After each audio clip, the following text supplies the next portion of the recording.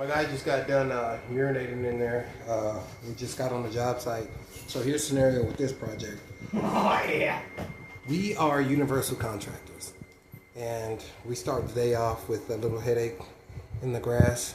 Then we backdoor come to another headache on this project, and it's a tile bathroom restoration project. We did all the walls, all the drywall. We already finished it, primed it.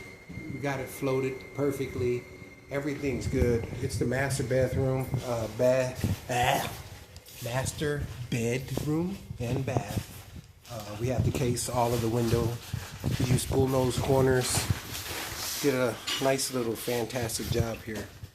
Now, what's left after the priming is we still got a texture, and we have to drop this Mapei, what is it, Flex Color CQ. It's going to be a chocolate. We're going to drop that grout in. We're going to try to get it done today, but we got to clean this out. Now, here's why this job is a headache. The client has a really tight schedule, and due to whatever factors, she has to only allow us to work for like 3.5 hours average a day. 30 minutes. Yeah. So in that time span, we don't concentrate on the cleanup as much as we concentrate on the work. Because if we turn one day session into a full cleanup, it kind of eliminates all of the flow of production that we're able to knock out in these short intervals of time. And then we have to run back and jump into the field and do either other landscaping or whatever is thrown at us. So we take all jobs: plumbing, drywall, window installation, electrical, handyman of any sort. So all of that's included. To finish the story though, all we have to do is texture and paint this, and we're gonna probably do some overcoat of all this stuff due to all the dust from the mortar that we've been putting in all this time. And as you can see, the bathroom's a complete horror. But this is my workspace. Now, on the grout, there are some things we have to do, like cut these little spacers out. Certain things happen that we have to battle with. And one of them is that the tile is so heavy, and putting it in with the installation, that some of the tiles actually started kind of crimping down on these 1/4-inch spacers.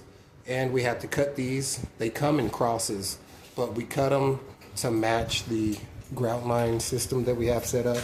And of course, as you can see, we have the, I think it's the, what is it, continual flow or continuous pattern, which is kind of like the offset at halfway on each one. These are like 2 foot by 11 3/4, so it's like basically 2 foot by 1 foot.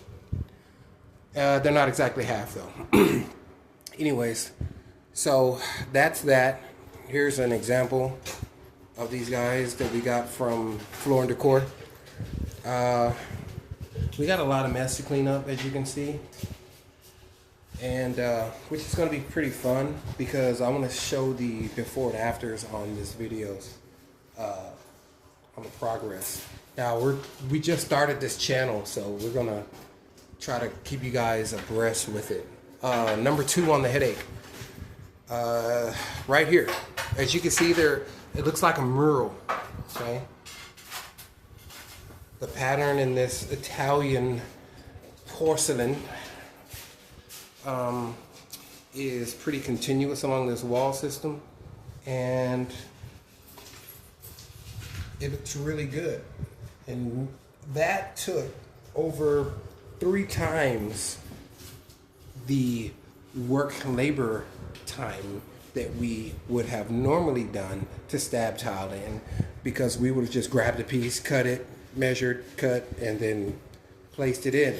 We would have ran it up, we would have been done. But since we have to go through each tile, figure out which one's matched. Now when you install one, you got to install that one based on how it's going to match the bottom, the side, and if it's overlapping 2 different ones like this guy right here, we got to make sure that there's a relative combination system going right here. And then you got, this one's got 5 tile connected right here. Take a look back, you can see it. 1, 2, 3, 4, 5. So we have to try to bring that pattern in through the niche, all the way down, like all the way out. So this took a lot of time. It took a lot of brain headache, some migraines, a whole bunch of goofy moments. And I don't think we damaged anything in the process, but it took a lot. So here we are. This is the last portion that was done Friday. So we can cut this video up into some clips of tips and tricks and goofy moments if we want to. But I'm going to show you guys how to get these tensioner clips and wedges out when they're all mortared up. It's not hard. Of course, mortars only has a basically like a slump strength or slump weight at a certain thickness.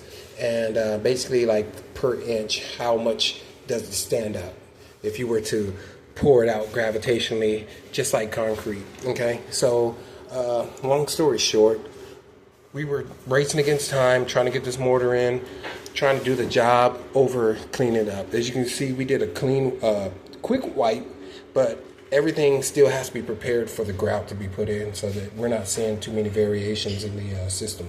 So the easiest way to get these clips out, I know they say you can kind of bend them or do whatever. And of course, if they're mortared in, they're going to be hard to pull out. So generally, it's a one-man job, one-hand job. You can just push that tab and you hear a click sound and then pull it out. Because these tabs on the inside right here, they fit into these grooves and they kind of lock into place when you use the tensioner tool. And I can't find it, but it's somewhere in here along the mess. I tried to clean up all of this, but he's goofing off somewhere around here. I don't know where it's at right now, but we'll get back to it when we find it. So basically what it is a wedge, like a crimper, and it just kind of has a little back plate on it and 2 little prongs here, and you tighten it down so that it pushes the back of the wedge into this tensioner clip, and then you can set it down. And what it's good for is that when you're doing an entire surface at once, like this one, this was all done at one time, you'll see that it brings them out and makes the adjustment so that the wall is flush and there's no bowing or sagging or too much adjustment in the tile while it's setting. This one was done in about 1.5 hours, 2 hours. Some special cuts were made. Of course, it got tricky down here because we had the smaller tile, so I had to make a thicker batch of mortar for these smaller guys because they were just smearing all over the place. I had to readjust, and I was by myself, so things got really thick over there. But let's get back to the tensioner clips. Just pop it down away from the pressure point, and then you can slide it up, right? And this one's upside down, so you're gonna do the same thing and pull it out. Bam. Oh, there he is. And this is our tensioner, okay? I don't know the brand. I guess we can do, let's see, Ramonde. There we go. And it's made in Italy with this tile. So, thanks guys. Grazie. Grazie mille. Alright, we're going to get these guys out and do a fantastic spectacle of knocking them out with the hammer. So you see that one's mortared in pretty good. Just give them a nice little pull. There you go. Alright. Like that. You know. Then you got this guy. This is my wedge. I had to use them the best way I could. In reverse mode. Pull out these guys. So I cleared the wall of all the obstructions that I'm going to need before I start knocking the stuff loose. Right? And here's the last one. Bam. Alright, so I'm going to step back.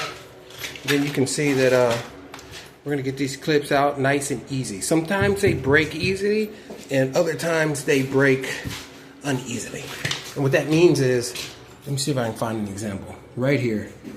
When you knock these guys out, sometimes they leave some remnant behind of the plastic tab in there. And so you got to get in there and cut it out with some sort of grout cleaning tool or razor blade. But you got to be careful not to damage this tile, because you'll nick it and that top covering will come out, and then clients look at you like you're kind of crazy. So you got to be careful, you got to be delicate, and you got to be considerate of what the tile is going to do, because tile like this porcelain right here is going to be more so crystal. So too much vibration, too much pressure at the wrong point over a distance across the tile will cause it to crack, especially when cutting. That's why we use a wet saw to keep it from heating up. And it also gives us factory clean cuts. So, and as you can see here, like here, this guy's cut on this saw right here, right? And that's a Cobalt. Cobalt got the paper. They had a diamond blade saw in there. I think it's a 7-inch. And it gives us really clean cuts, especially on our custom corners and stuff like that. But back to business over here.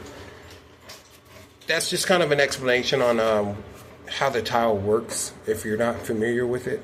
So you got to kind of be cognizant of what you're doing, when you're doing it, why you're doing it, and how you're doing it. And each approach matters, all right? All right, so just get your little rubber mallet. Use the white one, don't use the black one, because the black one will score and smear all of this stuff up. So you got to get a tile mallet, okay? And I don't know the official name for this guy, but this is a QEP product, which most of my tools are of the same brand. Like this guy here, I know pros, it's pretty dirty. He's been having a rough time. Don't judge us. Okay, so we got all the best of the best. Got these from Home Depot. I get a lot of my stuff from Floor & Decor, because as you can see, we are Floor & Decor bros, right? Pro premieres.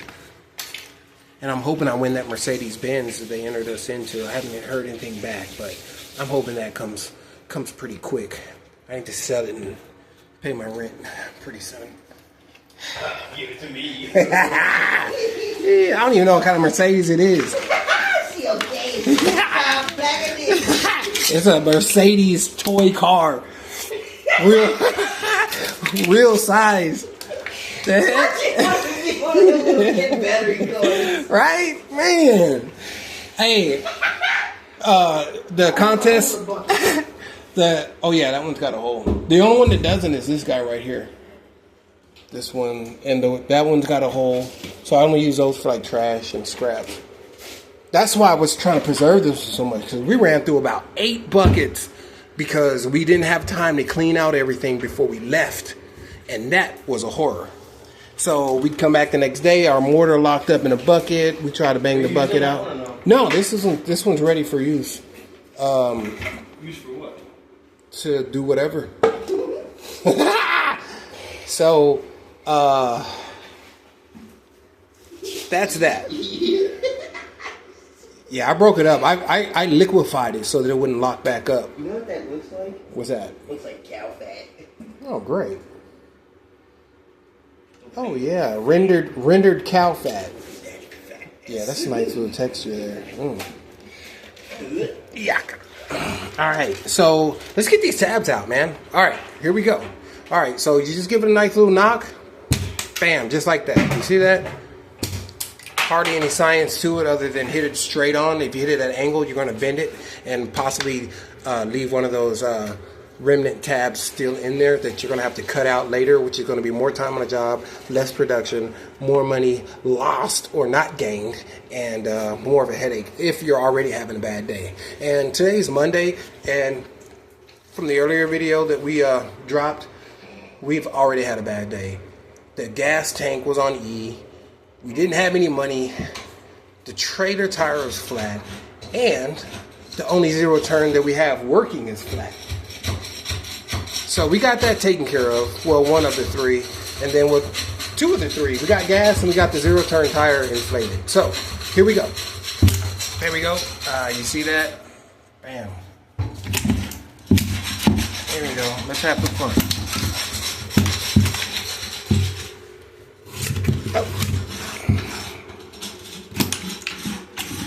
And I do this faster or I wasn't holding the phone, but I'm trying to visualize it through the phone lens.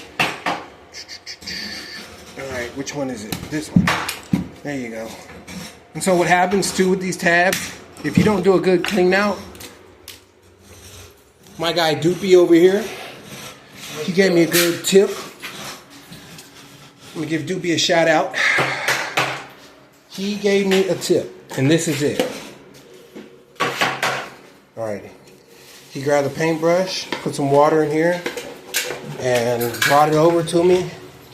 And I don't know what he did, but we figured it out. And while the mortar is still wet, and when after you set your tile and everything's good, your spacers and stuff are good. As you can see here, the grout lines are pretty clean, right? So what we were able to do is you get your water, pour it in there while the mortar is still wet. As soon as you put the tile up and you have your system in place, and your tabs and all of your spacers and all of that tensioners are fixed and set and all that, then you start to clean this stuff out with the wet brush. And even now, after this stuff has set, that wet brush will still break down these bonds enough, okay? And that gets all that mortar out of there so you can have a clean workspace. Either way, those tabs are going to leave back these little residues intermittently across the system. So you got work to do no matter what. Now, if you guys have better tips and tricks on how to keep that from happening, throw us a comment, man. Give us some tips. We can showcase it and let everyone else know what's going on. But in our experience, this is what we're dealing with.